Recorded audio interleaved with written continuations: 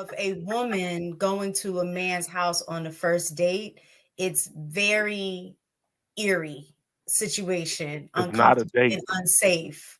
Like for me, that would make me Nowadays, it is very unsafe. unsafe. So yeah, Especially Still if you not a don't date. know this person. yeah, If you yeah. have no like you, so if it's somebody you knew in college or somebody you knew, family friend, like y'all been around each other, it's kind of different.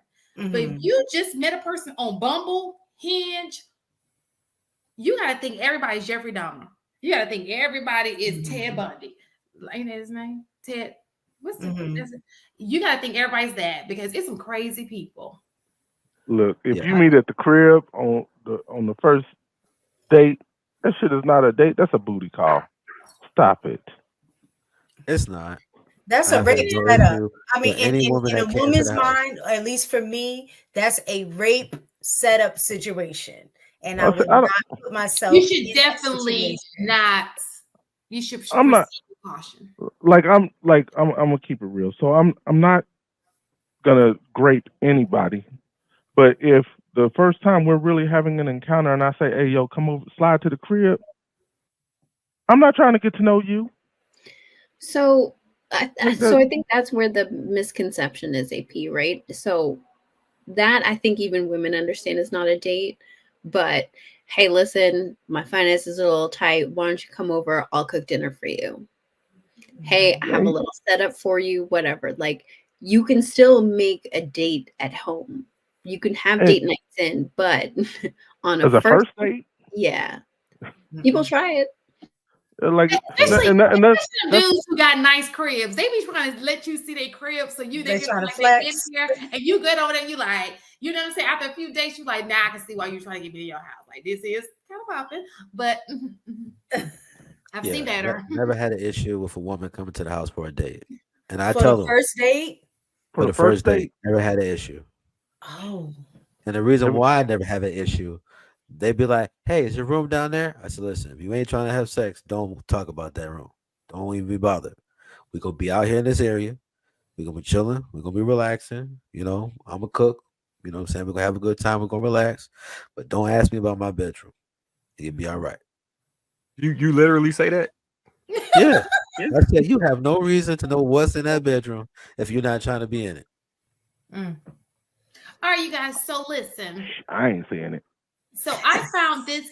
Come on down here. Hey, No, yeah, you're let me not. go ahead and show We've you heard this your room. story. So I find this to be true. Read it for me, mistaken. If she likes you, she'll eat wherever you take her. If you like her, take her wherever she wants to eat. The end. Period. I think that's kind of Oh, true. Do we all agree with that? Let me see. If No. Nope. your girl like you, she'll be like, I could just teach him. I agree with part one of it. I agree with the first part. I do not agree with the second part. Like that second Back statement, up. Put take it her back where up. Put it back up. take Maybe I missed it. Let me see. If she likes you, she'll eat wherever you take her. Is that true or false? I believe that's true. true. If you like her, take her wherever she. Oh, I see what you're saying. Yeah, I get it now. Because if you like her and you just taking her wherever, you're gonna get used and abused because she might not actually like you. Right. Money. Was that your point, Oz? No, but kind of, right? Like it's within reason, right? Like sure she might go wherever you want to go, but if that's always the thing, she's going to get tired of it if that's not her taste as well, right? Same thing with him. Like it might not be as frequent as some women expected, right? It might be a once in a blue moon thing, a special occasions thing. I think sometimes with blanket statements, some people like to take it so far to the extreme that like the normal rationale no longer gets applied to it. So I agree with both the statements within reason. Like we're not pushing it to any extreme. You got to understand where you're at, where you're going, who you're with, who could potentially be there. You got to understand the risks because yeah, they build prisons, but at the same time, they also build graveyards.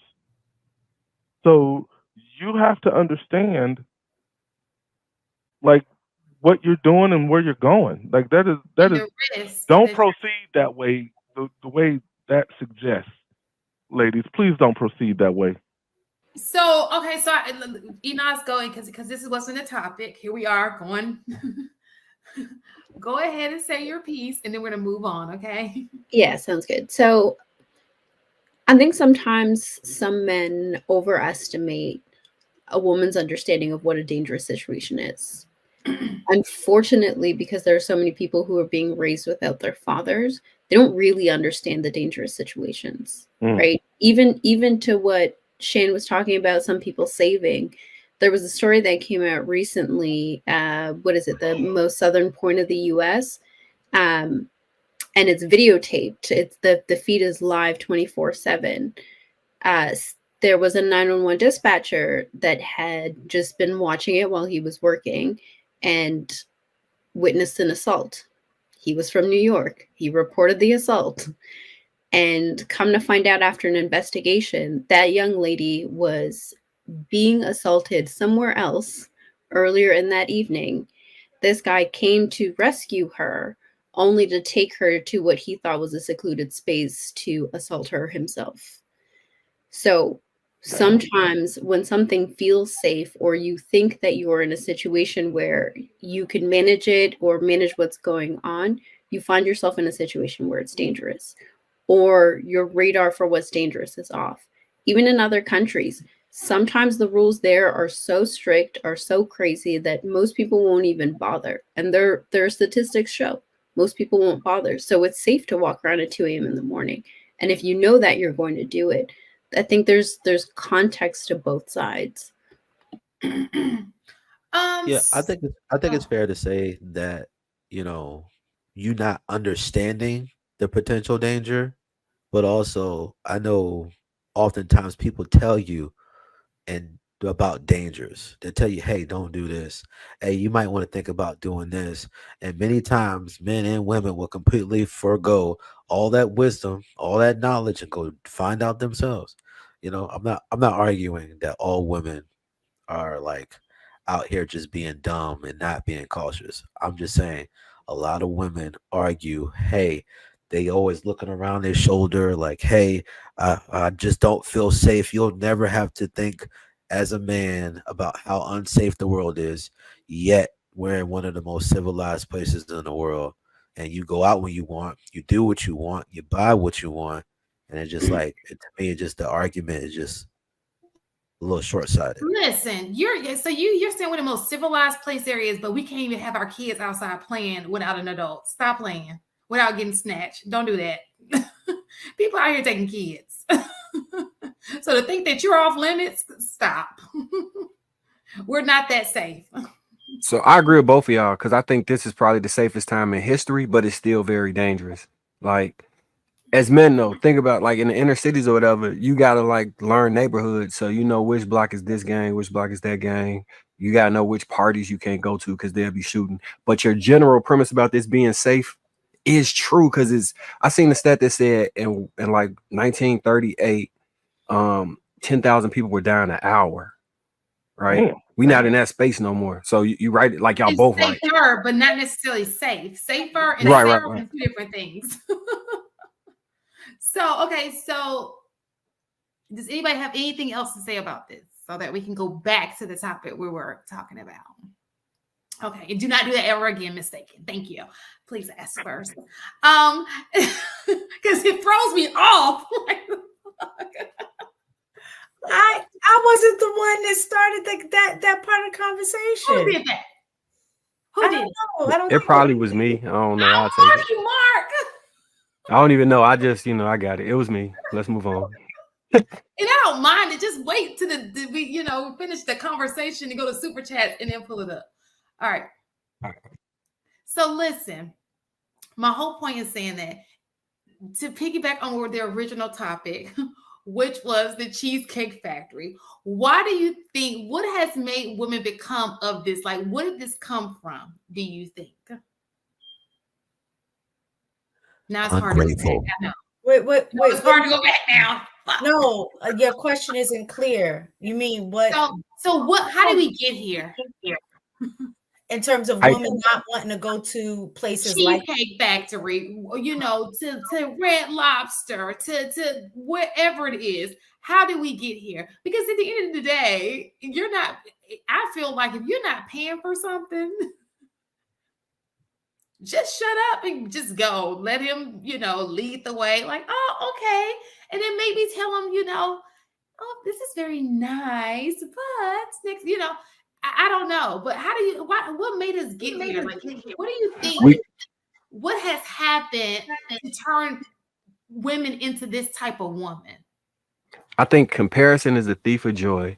And we have a 24/7 newsreel of the highlight reels of the most rich and famous people around. So just in contrast, we feel like we failing because we're not achieving the things they achieving and living the life that they like living. Plus, you have women who are able to have transformational makeup, transformational hairstyles, transformational bodies. So now they feel they may deserve something because they got a 70-inch weave and a BBL and no waistline, and they've seen other women on Instagram with those stats be able to live a life that's lifestyles of the rich and famous esque, and people have unrealistic expectations in mass, like just in mass. Men and women have extremely